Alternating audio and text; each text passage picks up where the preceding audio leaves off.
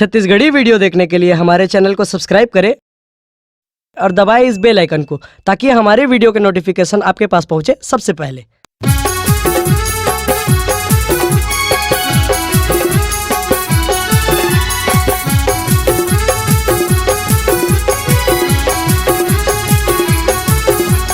गत्थे छलकथे टूरी के जवानी रे, गत्थे छलकथे टूरी के जवानी रे।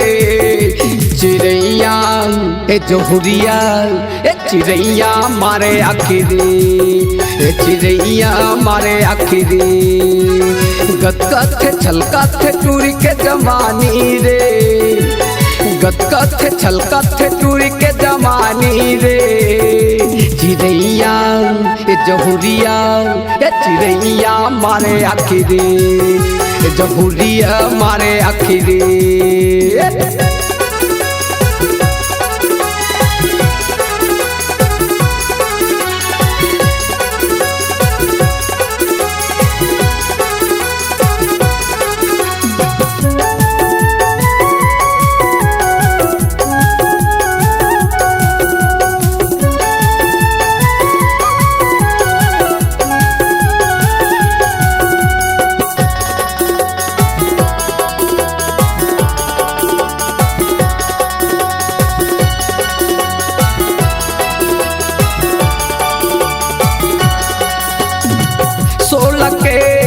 सत्रह के छाए जवानी, ऐसे हाथ से मुच मुटूरी टपके मौहा कस पानी।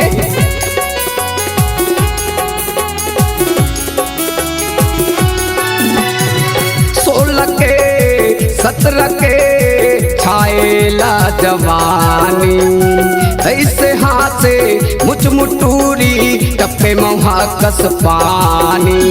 गत्थे छलकथे टूरी के जवानी रे, गत्थे छलकथे टूरी के जवानी रे।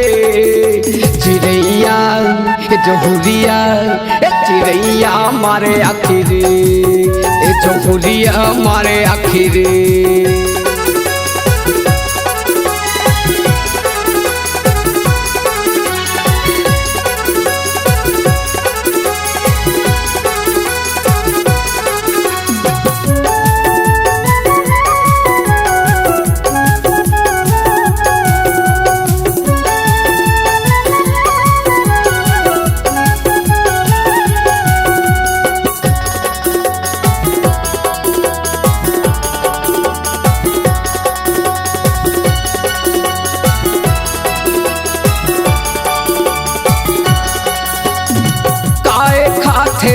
काए पीथे देखे मटूरी गचाक है, ऐसे गढ़ है एला विधाता देखे मटूरी झकास है।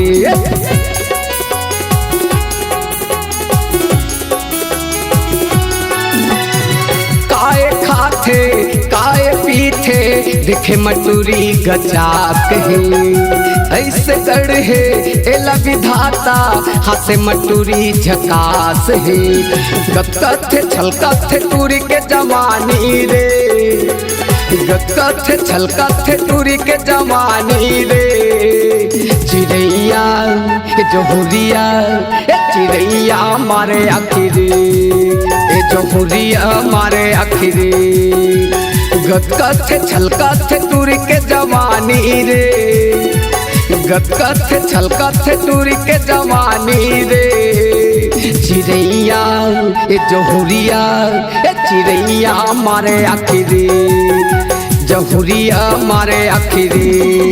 ए चिड़ैया मारे आखिरी, ए जोहरिया मारे आखिरी।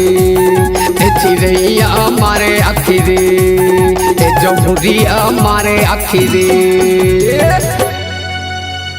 अगर आप अपनी आवाज को एक नया आयाम देना चाहते हैं तो चले आइए मल्टी ट्रैक डिजिटल रिकॉर्डिंग के लिए संपर्क करें HK म्यूजिक कंपनी, कोटा डबरी, चांपा, छत्तीसगढ़। मोबाइल नंबर है 9329238487 और 8085380339।